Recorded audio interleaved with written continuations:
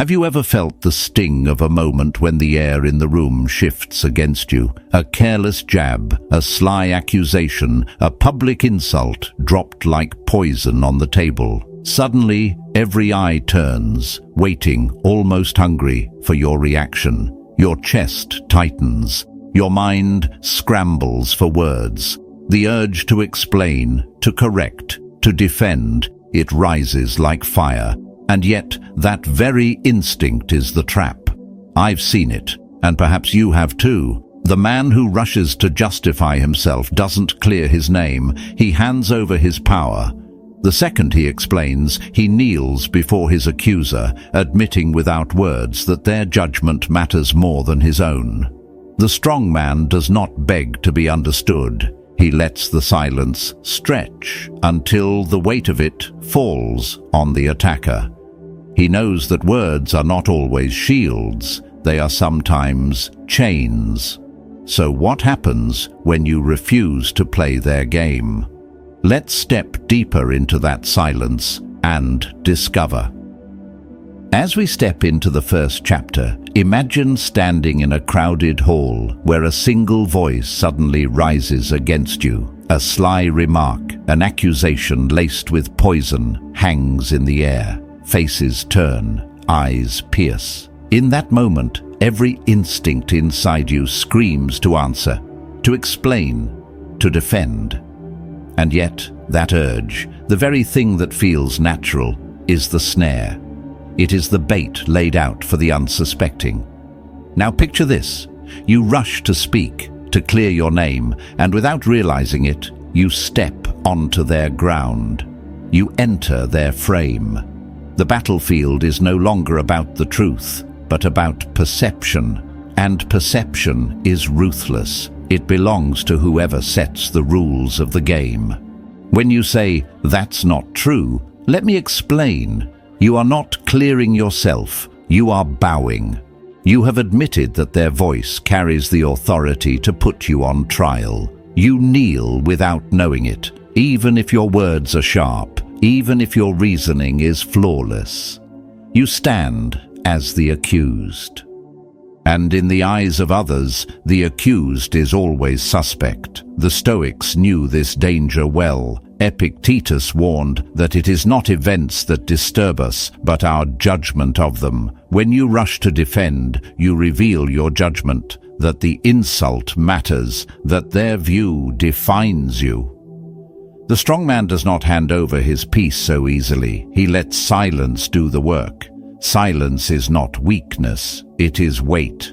It hangs in the air heavier than any argument. Marcus Aurelius himself wrote that the best answer to anger is silence, and silence is not retreat, it is mastery. Think of the lion accused of being dangerous. Does it issue a statement? Does it plead for its innocence? No. It simply stares, calm and unmoved. That stare alone plants fear, not justification. The same truth holds for us.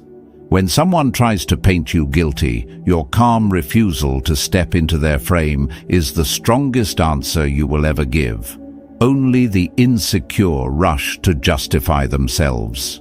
Only the fearful scramble to explain. The strong let the storm crash against them, and they do not flinch. That composure unsettles the attacker more than any rebuttal could. The one who defends kneels. The one who holds still commands. And from here, we move to an even deeper lesson: the predator's silence.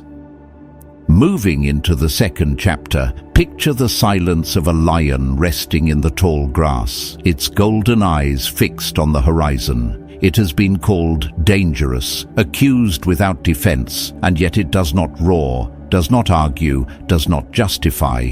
It simply stares. And that stare alone carries more weight than 1,000 speeches. That is the silence of power. The silence that Machiavelli once warned us about when he said, "He who explains submits." Now imagine you are in a room and someone throws a dart of accusation at you. Everyone looks your way, expecting words, expecting protest, but you do nothing. You sit in stillness. The air thickens. the accuser shifts in their seat, and in that uneasy quiet, the balance of power tilts. Because silence is not emptiness, it is a blade invisible to the eye. It cuts deeper than any argument because it forces the other person to wrestle with their own words, to hear the echo of their attack without relief. The Stoics understood this well. Seneca once wrote that the greatest remedy for anger is delay. Silence is delay sharpened into discipline. It is refusing to feed another's fire with your breath. It is the choice to remain unmoved, because you know that truth does not need defenders. It simply endures. To defend yourself is to confess that another's judgment has weight. To remain silent is to show that no judgment can reach you. I once saw this unfold in a crowded hall. A man was accused publicly of arrogance. Everyone waited for him to counter, to soften the blow, but he said nothing. He only raised his eyes, steady and calm. Minutes later, it was not he who looked guilty, but the accuser, who fumbled and pressed harder until their own frustration exposed them. That day, silence proved sharper than any retort. Your goal is not to be understood. Your goal is to be untouchable. Respect grows not from explanations, but from presence. Fear is planted not in words, but in the silence that follows them. And this is where the lesson deepens. Silence alone is power, but when placed at the right moment, it becomes the kill shot. Advancing to the third chapter, imagine the weight of a room gone quiet. The silverware pauses mid-air, the laughter fades, and all eyes shift as a single barb is thrown your way. You always think you're the smartest guy in the room. The sting is sharp, and for most, the instinct is immediate. A nervous laugh, a hurried denial, a scramble to explain, and with that single reflex, their presence crumbles. The attack has landed, not because of its truth, but because of the reaction it provoked. But picture the other path, the path fewer dare to take. You pause, you don't flinch, you let the silence stretch like a taut bowstring. Your gaze holds steady, no smile, no anger, no need to justify. In that stillness, something powerful happens. The table begins to wonder, why didn't he respond? Did that insult mean nothing to him? Does he know something we don't? And slowly, the tension shifts. The spotlight that was meant to burn you begins to scorch the one who lit it. The accuser, who moments ago looked bold, now shifts uneasily in their chair, feeling the weight of their own words. This is what the Stoics knew, that our control does not lie in silencing others, but in mastering ourselves. Marcus Aurelius once wrote, "You have power over your mind, not outside events." And in moments like this, silence is not avoidance. It is strategy. It is proof that you are not living by another's judgment, but by your own steady compass. I remember watching this unfold in a crowded boardroom. A young man was mocked for being too ambitious. Instead of defending himself, he leaned back, quiet and composed. The silence wrapped around the room until the mocker began fumbling, adding words, softening their tone, exposing their insecurity for all to see. The young man never said a word, yet he walked away with the upper hand. Power often comes not from striking back, but from letting the other strike themselves. The sharpest blade is sometimes no blade at all, only calm, unshaken presence. And from here, we step into a deeper truth. Mystery itself can be a weapon, and silence is the hand that wields it. From here we arrive at the fourth chapter, where the true weight of silence takes shape, not as absence, but as mystery. Think of a closed door in a darkened hall. You don't know what waits behind it, and because you don't know, your imagination races, often creating something larger, sharper, more dangerous than what's really there. That is the power of not being fully seen. Here's the truth. The more they understand you, the less they fear you. Every word of explanation, every detail you reveal, strips away the cloak of uncertainty. But when you stay silent, you leave gaps that others cannot resist filling, and human nature almost always overestimates the unknown. We fear what we cannot read. We respect what we cannot predict. The Stoics lived this way. Marcus Aurelius wrote often about remaining unmoved by praise or blame. He understood that by not rushing to prove or explain, you maintain a presence larger than the insult or the compliment. History and art echo this lesson. Think of Michael Corleone in The Godfather, surrounded by men who shouted, justified, argued. He remained quiet. He listened. He acted only when the moment was ripe. And because of that restraint, his silence was not emptiness. It was menace. His enemies spoke themselves into weakness. He spoke himself into power by saying less, by holding the frame. I have seen this same truth in life.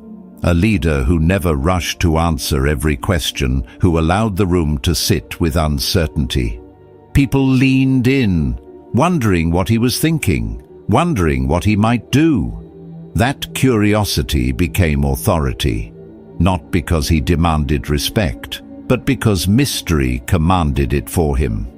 In contrast, those who spoke too much, who explained endlessly, were measured, dissected, and dismissed. Mystery is power. When you withhold, you are not hiding, you are shaping perception. When you refuse to explain, you are not weak, you are untouchable. Let them wonder. Let them fill in the blanks. Let them overestimate you, because their imagination will always make you larger than your words. And this is where silence becomes something sharper still, a weight that bends even the strongest voices. What follows is the slow unraveling, the psychological torture of silence.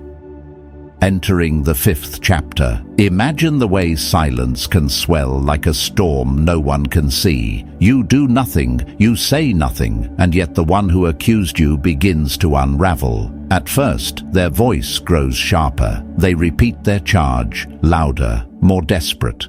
Then, they start adding details, stretching their own story thin. Soon, they glance around, searching for allies, craving someone to nod in agreement. Why? Because silence is unbearable to the insecure. When you do not fight back, you deny them the fuel they came for. They wanted fire. Instead, you gave them a mirror. And in that reflection, they see their own insecurity staring back. The spotlight they tried to throw on you turns around, and now it burns on them. Their words echo into emptiness. Their anger hangs with no anchor, and in that void they begin to sweat. The Stoics knew the secret of this power. Epictetus said, "If you want to improve, be content to be thought foolish and stupid." The wise man does not fear misunderstanding. He knows that truth is not decided in arguments, but in actions, in time. By refusing to defend yourself, you remind the world that you are not defined by accusation. You are defined by your own steadiness. I recall watching a colleague once accused in a crowded meeting. Harsh words were thrown, meant to provoke him. He stayed calm, his silence unbroken. Within minutes, the accuser repeated himself, then stumbled, then lost the room entirely. What began as an attack ended as self-destruction. The silent man never lifted a finger, yet he won. That is the torture of silence. It does not crush with force, it corrodes from within. It leaves the attacker exposed, unraveling under their own noise. Your strength is not in proving them wrong, it is in letting their own words betray them. So hold your silence, let it stretch, let it bite. And as it does, it will lead you to the next weapon, reframing the very attack itself and turning it back on the attacker. At this stage, the game shifts from silence to precision, from holding ground to flipping the frame. Imagine standing steady while an accusation cuts the air, sharp, intended to pierce you. You're manipulative, someone sneers. Most people panic, scrambling to soften the words, to plead their innocence. But you, instead, tilt the mirror back. Only those who cannot be influenced say that.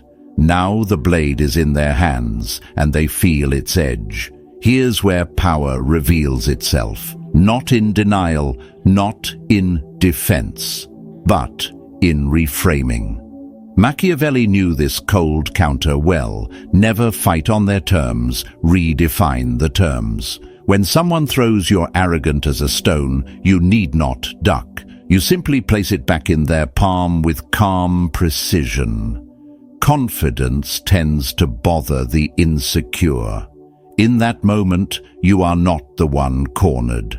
They are. Their words, meant to wound, now demand their own defense. The Stoics spoke of this indirectly. Epictetus reminded us that no insult can harm unless we consent to it. By reframing, you refuse consent. You do not wear the label thrown at you. You hand it back with clarity. It is not cruelty. It is discipline. You are not defending yourself. You are exposing the weakness behind their attempt. I once watched a man accused of selfishness during a heated discussion. He didn't flinch. He didn't justify. He replied, "Funny how people call it selfish when they no longer benefit from your choices." Silence followed. His accuser had no reply, only the uneasy realization that the arrow had turned. That's the power of reframing, the calm twist that leaves the attacker tangled in their own net. Remember this. Every accusation is an invitation to play on their field. Decline the invitation. Shift the field. Force them to explain what they meant, to scramble under the weight of their own words.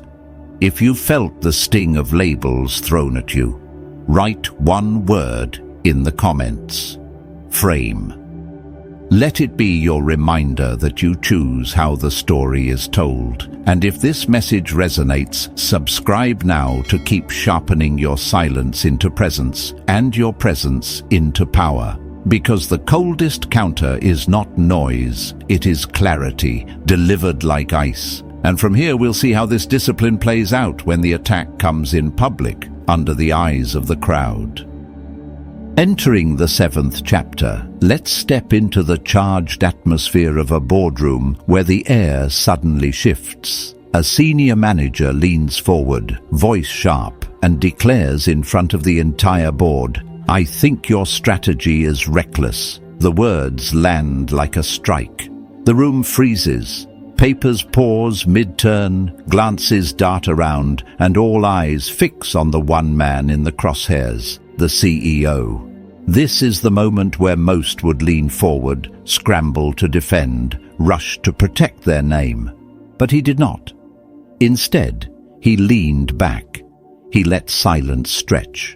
Seconds became knives, cutting into the accuser's confidence. The entire room sat suspended in his composure. And then, with calm precision, he spoke. "Interesting. Tell us your strategy." A single sentence, delivered not as defense, but as invitation. And suddenly, the frame shifted, the spotlight moved. The challenger, who had appeared bold, was now exposed. Their plan was unprepared, their words brittle. They stumbled, backpedaled, tried to patch the holes as the weight of the moment crushed their bravado. Within minutes, the entire boardroom saw the truth. The challenge had no foundation. This is what the Stoics taught. power is not in reacting quickly, but in holding steady until the other collapses under their own weight. Seneca wrote, "He who is quick to anger is quick to fall. To defend rashly is to surrender your ground. To remain calm is to force your enemy to reveal themselves." The CEO did not win the argument by clever words. He won by refusing to carry the burden placed on him. He let the attacker trip over the rope they had tied. I once saw a similar moment in another setting far from business. A teacher accused unfairly in front of students. He did not rush to clear his name. He simply asked, "And what would you have done differently?"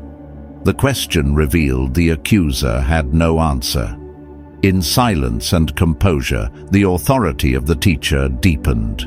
Not because he defended himself, but because he shifted the weight of proof back where it belonged. This is the essence of handling a public ambush. Do not meet fire with fire. Let silence, calm, and a well-placed question burn the attacker's stage to ashes. You do not need to prove. You only need to hold. And from here, we carry this same discipline into a different arena, relationships, where accusations are not professional but personal, and the storm cuts closer to the heart.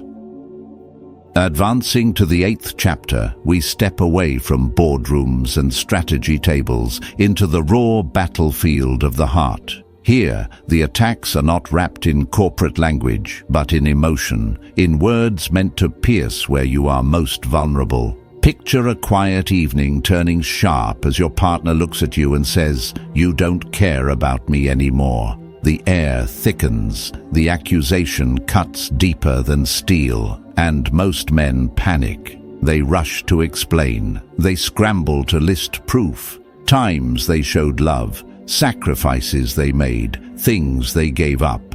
They pour words like buckets on a fire, thinking they'll calm the storm. But in truth, they've already surrendered. By explaining, they step into the frame set for them. They admit, without realizing, that the accuser's judgment has weight. The storm is not calmed, it is fed. The Stoics warned of this subtle trap. Marcus Aurelius reminded himself daily not to be a puppet to another's passions. And here, the true strength is not in frantic reassurance, but in composure. When the arrow comes, you need not catch it. You let it fall. You pause. You breathe. You look them in the eyes and answer simply, "That's not how I see it." No defense, no justification, just presence. And in that stillness, something remarkable happens. Now the tempo shifts. They begin to question not your love, but their tone, their choice of words. The mirror has turned. You are no longer reacting to their storm. They are recalibrating to your calm. Power in relationships is not about dominance. It is about setting the rhythm, and whoever controls the rhythm controls the frame. I've seen this with friends who mastered restraint. One man, accused of neglect, simply replied with quiet conviction, "I hold you differently than you think." It unsettled the anger, softened the air, and forced reflection. His calm carried more truth than paragraphs of defense ever could. Love, like war, has its ambushes. But the one who steadies the rhythm holds the ground. And this lesson leads naturally to the next, where the ultimate weapon is not words or presence, but vanishing completely. Advancing to the 9th chapter, we step into the coldest and most devastating move of all, disappearance. Imagine this. Someone circles you with words sharpened like blades, each designed to pierce, to provoke, to pull you into their storm. They wait for the clash. They want your defense. They want your fire. But instead, you vanish. No reply, no acknowledgement, no reaction. And in that void, the real unraveling begins. Not yours, but theirs. Now picture their mind at work. The silence gnaws at them. They post more. They gossip louder. They reach for allies. They throw new accusations into the air, desperate to bait you back into the fight. Yet every attempt makes them look smaller, weaker, more obsessed. They shout into the void, but the void does not echo, and the crowd sees it clearly. One man chasing, the other unmoved. Who looks stronger? Who looks desperate? Presence in absence is a weapon sharper than any word. The Stoics knew this form of power well. Epictetus wrote, "If you wish to be invincible, do not enter into combat where you cannot control the field. Disappearance is the refusal to fight on ground that is not yours. It is not cowardice. It is clarity. You are not required to respond to every insult, not bound to dignify every provocation with your attention. In fact, to vanish is to strip your enemy of the only thing they crave, your energy. Without your presence, their drama starves." I once watched this unfold between two business rivals. One spent months attacking the other in meetings, in emails, even in public forums. The other said nothing. He carried on with his work, building in silence. Over time, the attacker looked like a man obsessed, ranting at shadows, and the one who disappeared gained respect precisely because he refused to descend into the mud. His silence was not retreat. It was dominance without a single strike. You do not win by proving them wrong. You do not win by correcting their lies. You win because they destroy themselves chasing what you withheld. The absence becomes unbearable to them. The stillness becomes the mirror in which their insecurity is magnified. Disappearance is the ultimate move because it is not about ending the fight. It is about removing the arena altogether. And when you learn this, you discover the rarest power of all, the ability to remain untouched while others collapse under the weight of their own noise. Entering the 10th chapter, we come to the sharpened tools, the quiet arsenal of the one who refuses to kneel. Imagine 3 blades, each small, each simple, but each capable of cutting deeper than a sword swung wildly. These are not shields to protect, they are weapons to assert. And the first is silence. Silence, the default mode. Cold, still, immovable. It does not rush to fill the air, does not bend under pressure. Silence leaves the accuser stranded, carrying the weight of their own words. The Stoics understood this well. Marcus Aurelius wrote that the best answer to anger is silence. To remain unmoved when others crave your reaction is not weakness, it is domination without motion. I have seen a man reduced to fragments not by being shouted down, but by being met with nothing at all. The silence became his trial. The second blade is deflection, a subtle shift that forces the aggressor to chase themselves. Instead of defending, you return the spotlight. Interesting. Tell me more. They expected your sweat, your stammer, your denial. Instead, they are caught explaining, unraveling, chasing their own tail. The attack collapses inward. Seneca warned that most battles are lost, not by force, but by being drawn into another's chaos. Deflection refuses that pull. It lets them drown in their own current. And then comes the third blade, precision cuts, short, lethal phrases delivered with calm. Noted. Think what you like. Strange that confidence makes people uncomfortable. No excess, no explanation, just the sting of finality. I once watched a heated argument end with a single line spoken in steady tone. The aggressor froze. There was nothing left to say. A clean cut. Conversation over. These tools are not for defense. They are for command. Each one reminds the room, without you declaring it, that you are the one in control.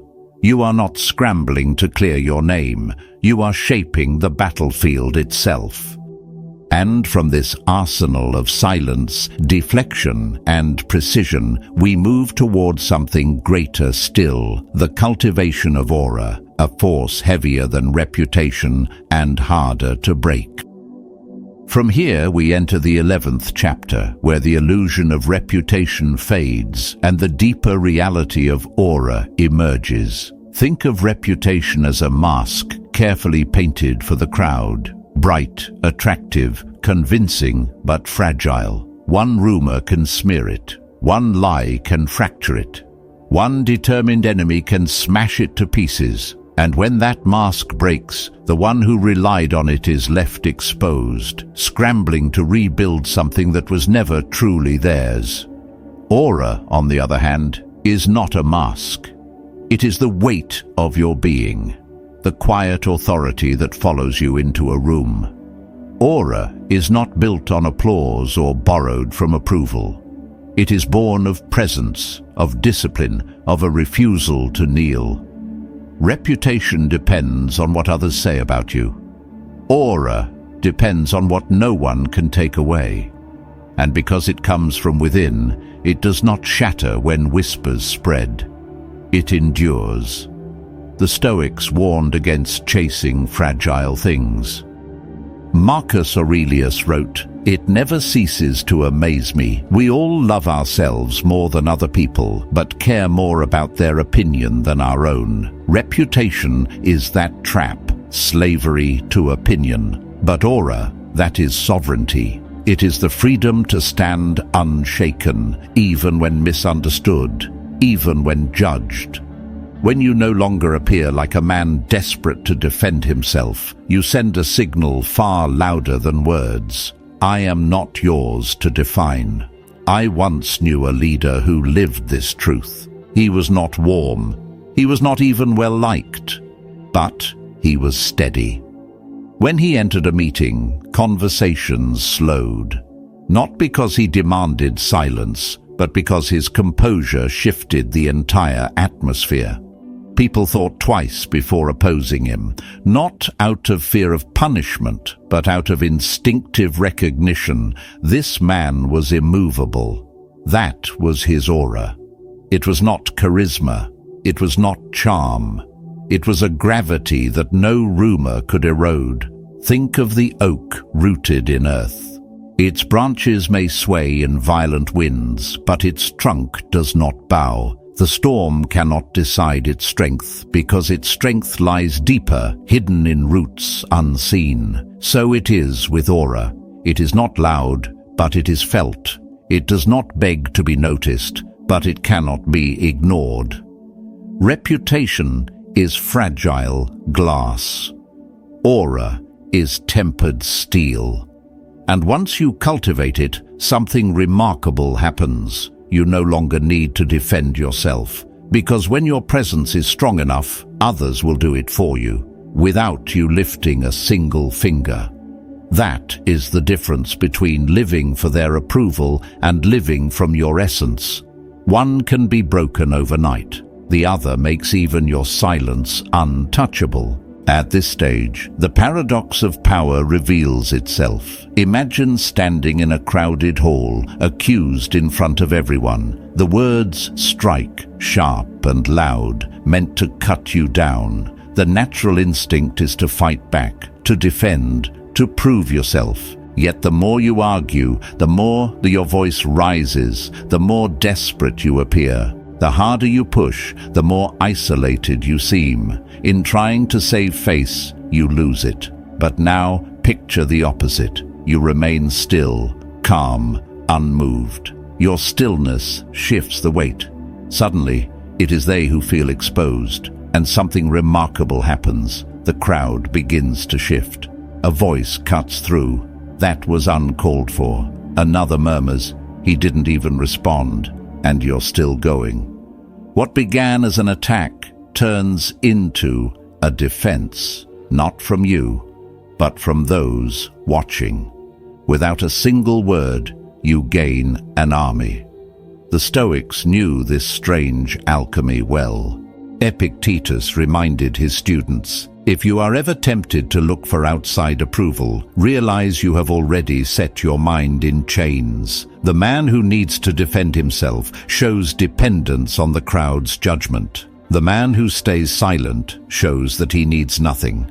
And paradoxically, that is what draws the crowd to his side. They will fight for the one who does not beg. They will shield the one who does not plead. I recall a scene in a courtroom years ago. A lawyer tried to humiliate a witness, pressing harder and harder, hoping to provoke a mistake. But the witness stayed quiet, answering only with measured pauses and steady eyes. Soon, even the jury began to frown, not at the accused, but at the accuser. Whispers stirred. The aggressor looked cruel. The silent man looked strong. And by the end, it was not his words, but his composure that won the room. This is the paradox. When you rush to clear your name, you plant seeds of doubt. When you refuse, you plant seeds of respect. The crowd becomes your shield. They defend you freely without prompting, because your silence makes your accuser appear louder, weaker, more insecure. What could be stronger than having an army rise around you without you lifting a single finger? The lesson is simple, but not easy. Resist the urge to justify. Hold the frame. Let your presence, not your words, speak for you. For when you master this, you discover an even higher level of strength, the stage where you no longer need the crowd at all, because your very aura dissolves accusations before they touch you. Advancing to the 13th chapter, we arrive at the summit, the place beyond words, beyond silence itself. Picture this. Someone hurls an accusation at you, sharp as an arrow, but before it even reaches you, it falls away like rain striking stone. It does not stick, it does not stain, and you did not need to deflect or even to ignore. It simply dissolved in the presence you carry. That is not silence alone. That is presence. Here's where the difference becomes clear. Silence is an action. You choose not to speak, not to react. Presence is what you are. It is the calm gravity of a man who has trained himself never to explain, never to justify, never to beg for validation. It is a way of being so rooted that others sense, without needing proof, that you are untouchable. Marcus Aurelius wrote, "The soul becomes dyed with the color of its thoughts." When your thoughts are steady, your presence cannot be shaken. You no longer fight accusations.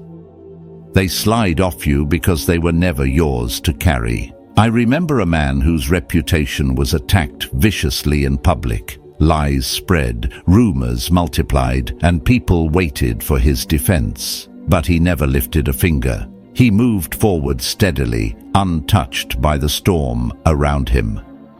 Weeks later, the stories burned themselves out, and strangely, he emerged with more respect than before. Not because he fought, but because he didn't need to. His existence was his defense. The truth lived in the way he walked, not in the words he spoke. This is the highest level, the stage the Stoics aimed for. Seneca reminded us that the wise man is content with himself. To be content with yourself is to remove the hooks that others try to lodge in you. No rumor can drag you. No insult can tether you. No attack can define you. When you are so composed, so unmoved, so far above petty squabbles, you no longer rise above the noise. You make the noise irrelevant. And that is when you become truly untouchable. You don't ignore accusations. They simply fail to land. You don't defend yourself. You don't need to. Your presence itself is the fortress, invisible yet undeniable. From here, the journey closes not with a clash, but with stillness. The lesson is not about words or comebacks, not even about silence as a tactic. It is about becoming the kind of person who cannot be reduced, who cannot be shaken, because he has nothing left to defend. Subscribe now for inner strength.